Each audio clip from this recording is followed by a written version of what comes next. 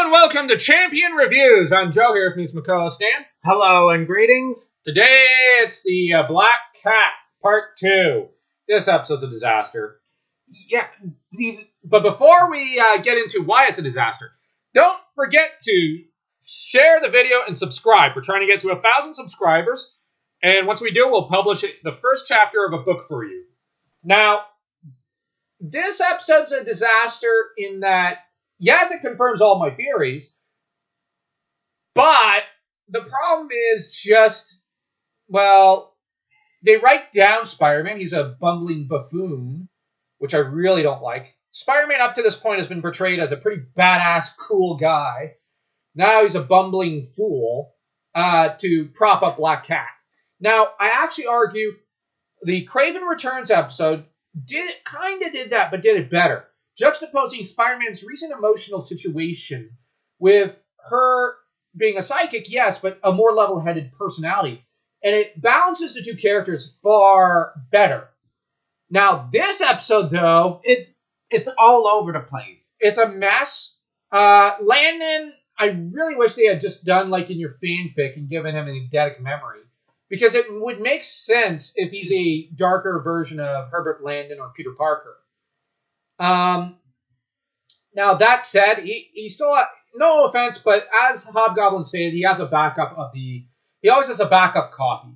So that means that that Cat, when he deleted towards the end of the episode, sorry, I jumped to there because nothing really happens all episode long. Cat deletes the files in the main computers, but Landon has to have a backup. Yes, Landon is far more professional than Smythe. Now, that said, as to the rest, early in the episode, Black Cat's robbing a jewelry shop, wants to meet Spidey. Spidey's incompetent and forgets how to fight, so she easily beats him because he's a pussy. And she swipes a kiss off him. He forgets when he's taking his costume off and spending an entire day and a half to wipe lipstick off his lips. What? The writing there. And then you have... now you've got, when Felicia reports into Fisk, you have something very interesting that happens. Landon mentions within hearing range of the other two as they're being escorted back to their holding cells. Yeah, I want to run some tests on her and make sure now he does admit I've improved the original serum. But then he says, I want to run some tests though. There might be some negative side effects. And upon hearing that, Hardy, or Hardesky, immediately decides, I have to bust her out. I do not want any tests getting done on her. And Fisk has no security around the place. Which... Very suspicious. It's like Fisk wants her out in the field so they can study her. I don't think Landon... Now, Landon is told, all right, she's gone. I want you to make me a whole army of super soldiers. With pleasure, is what Landon says. Now, Landon probably is hoping to run some more tests on those guys because, well, the first test subject flew the coop. I have to run other tests on these other test subjects because, well, she's not around. Now, she's probably the one they decide to release into the wild, so to speak, to see how that works out while they have others in a more controlled environment. Hardesky, it's stated by Fisk wants to destroy him. But on the other hand, yeah, he definitely wanted Black Cat out in the open.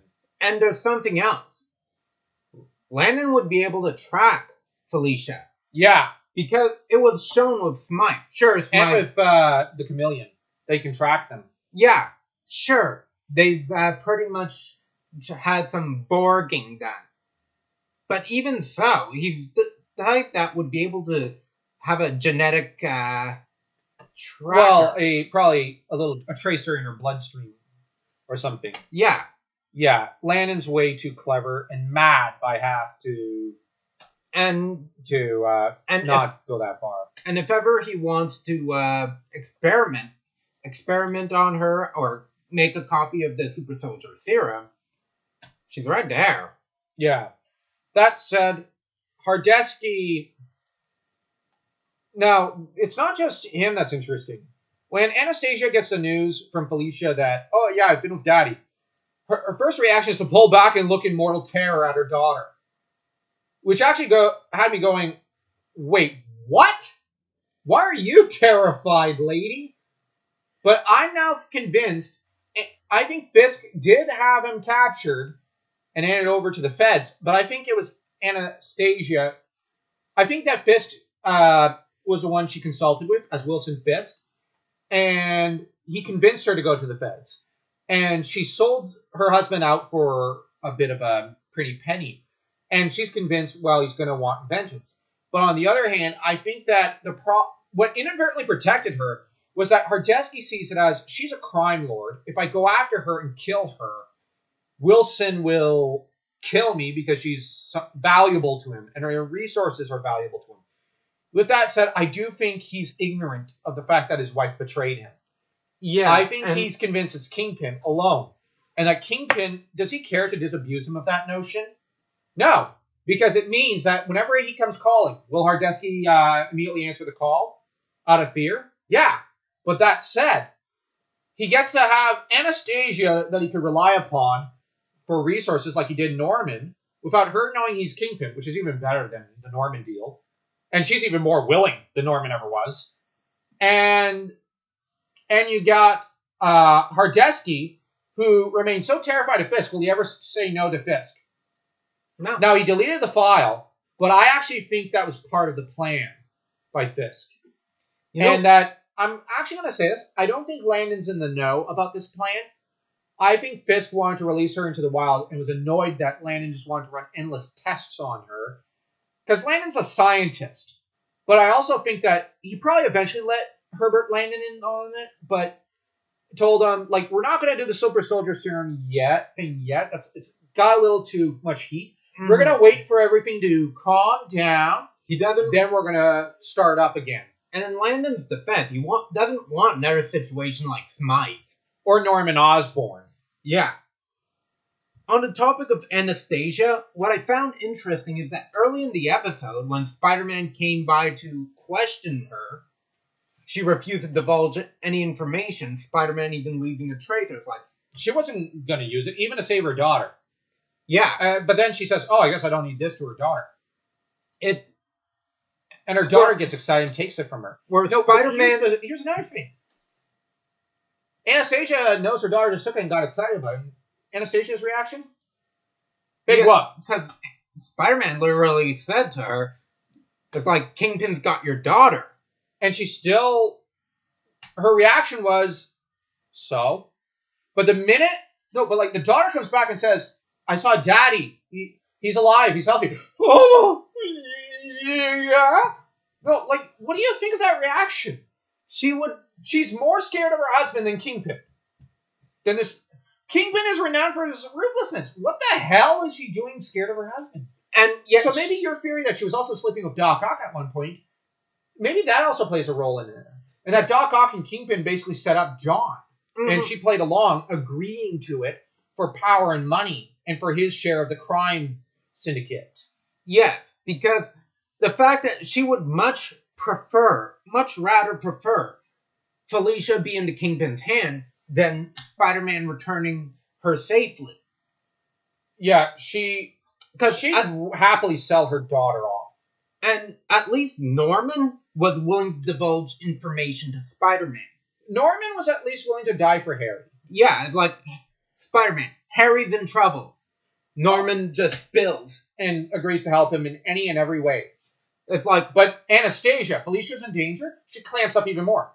Now here's the interesting thing. Felicia's not in danger, she's a little more cooperative. I actually think I'll actually praise Batman over Spider-Man here. Batman would have grabbed Anastasia eventually over the course of the series and just slammed her against the wall and said, talk! And I actually think that approach is what's needed here. Because Spider-Man's been playing good cop the entire time with Anastasia Hardy, and she has never once played ball, and she's actually helped set everyone up. Harry, Norman, Felicia. She's got her hands in so many pies. She's caused so much mayhem and trouble. At least, and she's still financing Doc Ock in this episode. The fact that that J. Jonah Jameson is much more willing to play ball with Spider-Man than her. It's like, sure, in the Venom saga, he got upset and blamed Spider-Man too fast. But once his son was in danger, his immediate reaction was, if you're within the sound of my voice, please come to me. I need help. My son's in danger. He went to Spider-Man. And he even admitted, yeah, I was wrong to put the $1 million price on his head. Apparently, I done effed up. But now Jonah's willing to admit those things. Anastasia, what's her reaction when Felicia's in danger? Clamps up. Goes, okay, my daughter can die. But what do you think of the fact that, like I keep repeating it, but man, she looks freaking terrified at her husband being loose. What wife? No, like, Dan, what do you think of that? What wife is that terrified of her husband? And the fact that Spider-Man has brought up to her the fact that he wants to ask what about her husband. Is like, but she clamps up. But the minute Felicia says, I saw Daddy, he's free, he's alive. What? Well, he's with Kingpin, he's alive. What's her immediate reaction? He's with Kingpin, he's alive. And, maybe she's also scared that, she sided with Kingpin years ago against her husband. Maybe she's scared that, is she going to be double-crossed and disposed of in favor of her husband? Mm-hmm. So, I think it's interesting that John doesn't know it, but is he in a bit of a crime war with his wife? His ex-wife, I should say. Yeah. Now, when he gets home, she cuddles up to him. But the interesting thing is she's willing to use her seductive wits and wiles on him. But Kingpin does not try to get John back, does not go after Anastasia or Felicia, but he can grab Felicia anytime he wants. So yeah, he's letting her loose. Maybe he's hoping that she'll help him lead to Spider-Man's true identity. And maybe, you got to bear in mind, would Anastasia sell Spider-Man out to Fisk? I think so. And I just thought of a question. Who would Anastasia prefer Felicia be with? John or Spider-Man? Probably Spider-Man. But my question is this. Which would she prefer for to have for company? Jason Philip McIndale or her husband? She seems to prefer McIndale. And McIndale's a psycho. Mm-hmm. So, yeah, my mentality, I made a mistake. Maybe Jason Philip McIndale is more like Felicia's mom than her dad. And maybe Morbius was a bit more like her dad. Mm-hmm. Wow, she sure can pick him. Now, we do have the subject of one thing that's hinted at. Super Soldier Degeneration. It was already a storyline in the comic books by the mid-90s. And the thing is, Landon just says, I want to run some tests. Now, Kat says, I don't want this. I need to get my daughter out. But he then admits he never used the serum on himself. So, I suspect that, when he found out about the Green Goblin and all those failed serums, what was his reaction? Ooh. Yeah, I better not try that.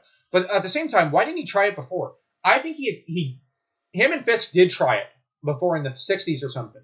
Mm-hmm. And what happened? It failed. And Fisk, now he only gave a part. I think Fisk thinks it was a partial serum. I think it might have been the full thing. And Hardesky told him, yeah, it's just a half thing. No, it's not the full serum. But when Hardy saw the degeneration, what did he realize? Oh, I don't want to try that on me. But when he realized that brilliant scientist like Landon was around, he was like, oh, this might work. But am I going to risk myself for my daughter? Mm-hmm. Am I going to risk losing my sanity and my life for my child? No, use her instead. Because there was one aspect of the serum that, and this is canon, that Erskine kept in his head. Yes. And because he died, Steve was the only perfect soldier. Yeah, hence why in the 50s, when they tried to reproduce the super serum in the comics, the Cap and Bucky went nuts. Now, what's interesting in the cartoon is that there's a part of it, the other super soldiers never went insane, but their powers were only temporary. They flipped on and off, and they became less and less stable as the decades went on in the cartoon. Now, this suggests that Hardy doesn't even have the full serum himself. So, yeah, Erskine, I think it is, did not write down the full thing. Some of the guys got the powers right. But the problem is, now thankfully they did not have the mental instability. But on the other hand, Hardy got the mental instability problem. Mm-hmm. And in hindsight, maybe the Green Goblin serum is almost a perfect serum. But the problem is, it's an enhanced serum, but it's even worse in a way because of mental instability.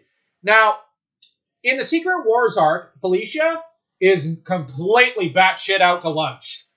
That chick is insane in a few scenes because it's like, no, my friends need me. Yeah, but they really don't. Blade and Morbius were able to handle themselves. And that's the thing, like, well, they got captured, but at the same time, yeah, I understand it's reasonable for her to freak out. But at the same time, she jumps between looking like she wants to jump in bed with Cap, wanting to jump in bed with Spider-Man sometimes, then freaking out on him. And this is not just with the Morbius and Blade episodes. There are times when she just behaves so erratically. Yeah, and it's just, there's no stability. From what I remember as a kid, I remember the episodes just being confused by her weird behavior. And now, it could be I'm misremembering things and she's actually entirely stable in the series. It's been about 10 years since I've seen the cartoon. Yeah, and you brought up something. So if she does behave erratically, their soldier serum might be affecting her. You mentioned something about a potential multiple personality. Oh, yeah. Because the way she talks as Felicia, she says the Black Cat. She talks in the third she refers to the Black Cat as someone separate. And later she says we, but the thing is, as Black Cat, she refers to John Hardesky as John Hardesky, not as Dad or Daddy.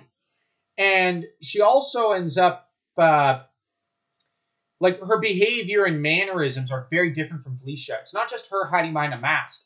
She's a completely different person.